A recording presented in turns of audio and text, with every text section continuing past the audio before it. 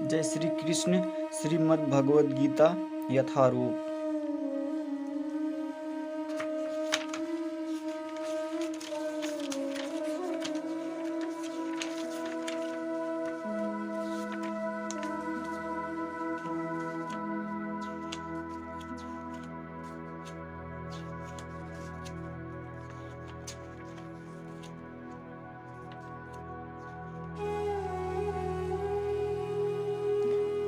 अध्याय 1 कुरुक्षेत्र के युद्ध स्थल में सैन्य निरीक्षण। श्रीमद् भगवद गीता यथारूप में टोटल 18 अध्याय हैं, जो कि हम अध्याय 1 पढ़ रहे हैं। कुरुक्षेत्र के युद्ध स्थल में सैन्य निरीक्षण। आप श्रीमद् भगवद गीता यथारूप पढ़ना सीख सकते हैं इस वीडियो से, तो आप देखते रहिए।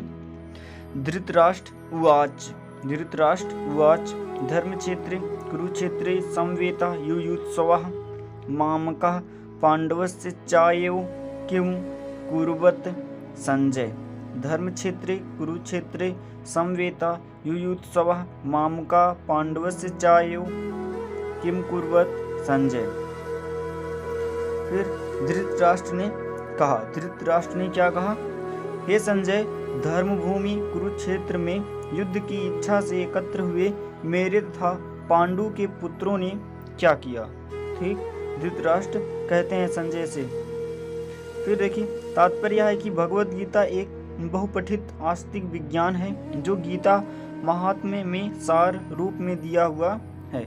इसमें यह उल्लेख है कि मनुष्य को चाहिए कि वह श्री कृष्ण के भक्त की सहायता से संविक्षण करते हुए भगवद गीता का अध्ययन करे और स्वार्थ प्रेरित व्याख्याओं के बिना उसे समझने का प्रयास करे। अर्जुन ने जिस प्रकार से साक्षात भगवान श्री कृष्ण से गीता सुनी और उसका उपदेश ग्रहण किया, इस प्रकार की स्पष्ट अनुभूति का उदाहरण भगवद गीता में ही है।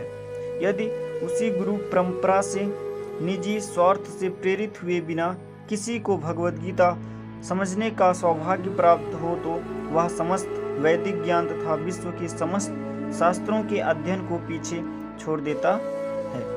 पाठक को भगवद गीता में न केवल अन्य शास्त्रों की सारी बातें मिलेंगी, अपितु ऐसी बातें भी मिलेंगी जो अन्यत्र कहीं उपलब्ध नहीं है। यही गीता का विशिष्ट मानदंड है। स्वयं भगवान श्री कृष्ण द्वारा साक्षात उच्चरित होने के कारण यह पूरे आस्तिक विज्ञान है।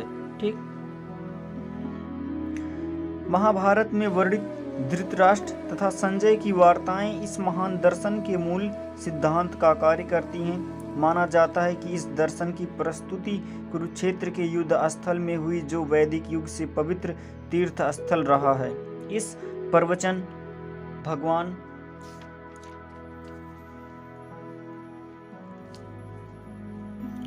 भगवान द्वारा मानव जाति के पथ प्रदर्शन हेतु तब किया गया जब वे इस लोक में स्वयं उपस्थित थे।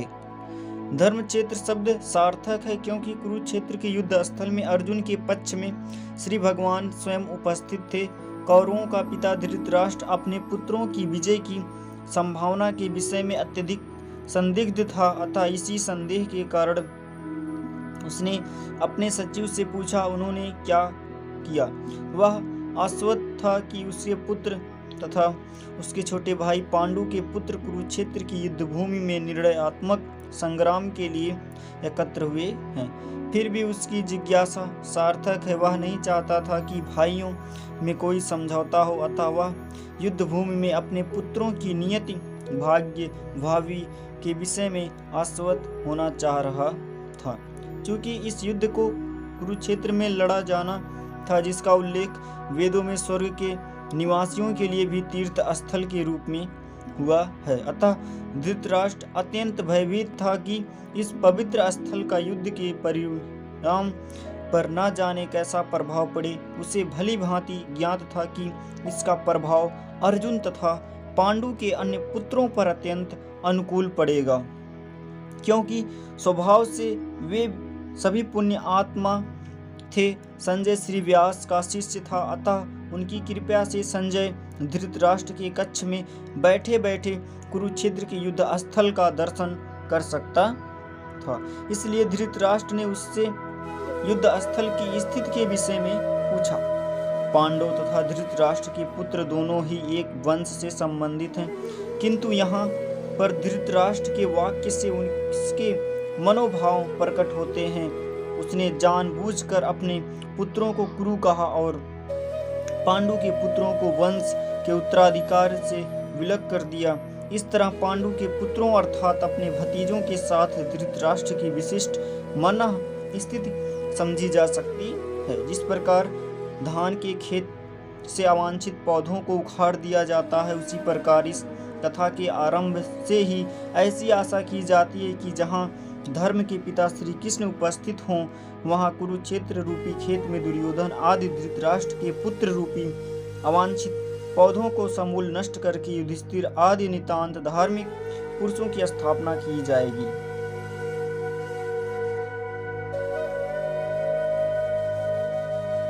यहाँ धर्म क्षेत्र तथा कुरुक्षेत्र के शब्दों की उनकी ऐतिहासिक तथा वैदिक महत्ता के अतिरिक्त यही सार्थकता है। संजय उवाच, संजय फिर से कहते हैं, दृष्टा तु पांडवानीकम व्यूढ़म दुर्योधनस्ततः आचार्यम उपसंगमे राजा वचनम वर्वीत। दृष्टा तु पांडवानीकम व्यूढ़म दुर्योधनस्ततः आचार्यम उपसंगमे राजा वचनम वर्वीत। ठीक। संजय ने कहा, हे राजन, पांडु पुत्रों द्वारा सेना की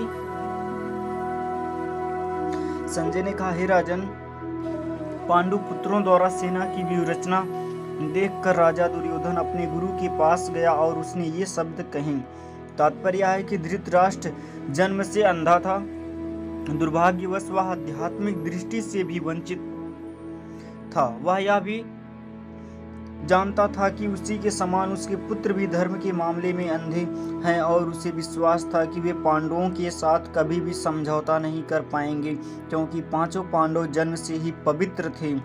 फिर भी उसे तीर्थ स्थान के प्रभाव के विषय में संदेह था। इसलिए संजय युद्ध भूमि की स्थिति के विषय में उसके प्रश्न के मंतव्य को समझ गया। अतः वह निराश राजा को प्रोत्साहित करना चाह रहा था। उसने उसे विश्वास दिलाया कि उसके पुत्र पवित्र स्थान के प्रभाव में आकर किसी प्रकार का समझौता करने नहीं जा रहे हैं। उसने राजा को बताया कि उसका पुत्र दुर्योधन पांडवों की सेना को देखकर तुरंत अपने सेनापति द्रोणाचार्य को वास्तविक स्थिति से अवगत कराने गया। यद्यपि दुर्योधन को राजा कहकर संबोधित किया गया है, तो भी स्थिति की गंभीरता के कारण उसे सेनापति के पास जाना पड़ा। अतएव दुर्योधन राजनीतिज्ञ बनने के लिए सर्वथा उपयुक्त था, किंतु जब उसने पांडवों की व्यूहरचना देखी तो उसका यह कूटनीतिज्ञ व्यवहार उसके भय को छिपा न पाया। पश्येताम पांडव पुत्राणामाचार्य महतीम चामोम व्यूढ़ाम द्रुपद पुत्रेण तौ शिष्येण धीमता।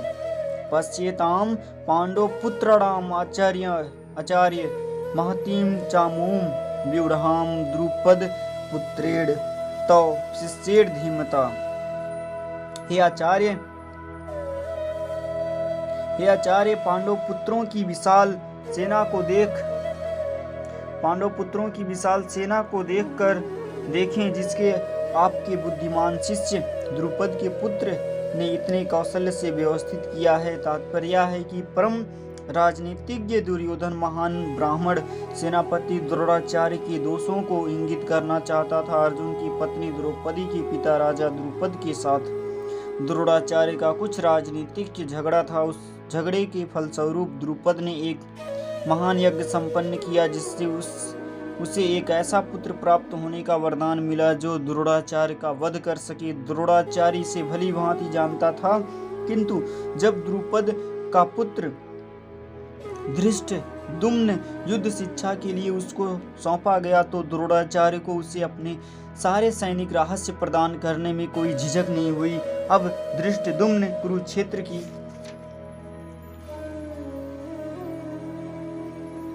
कुरुक्षेत्र की युद्ध भूमि में पांडवों का पक्ष ले रहा था और उसने द्रोणाचार्य से जो कला सीखी थी उसी के आधार पर उसने यह व्यूह रचना की थी। दुर्योधन ने द्रोणाचार्य की इस दुर्बलता की ओर इंगित किया जिससे वह युद्ध में सजग रहे और समझौता न करें। इसके द्वारा वह द्रोणाचार्य को यह भी बताना चाह रहा था कि कहीं वह अपने प्रिय शिष्य पांडवों के प्रति युद्ध में उदारता न दिखा बैठे। विशेष रूप से अर्जुन उसका अत्यंत प्रिय एवं तेजस्वी शिष्य था। दुर्योधन ने यह भी चेतावनी दी कि युद्ध में इस प्रकार की उदारता से हार हो सकती है। अत्र सुरा महेश वासः भीम अर्जुन समायुधि युयुधानो विराटस्य च द्रुपदस्य च महारथः। अत्र सुरा महेश वासा भीम अर्जुन समायुधि युयुधानो विराटस्य च द्रुपदस्य च महारथः। इस सेना में भीम तथा अर्जुन के समान युद्ध करने वाले अनेक वीर धनुधर हैं, यथा महारथी युयुधान, विराट तथा द्रुपद।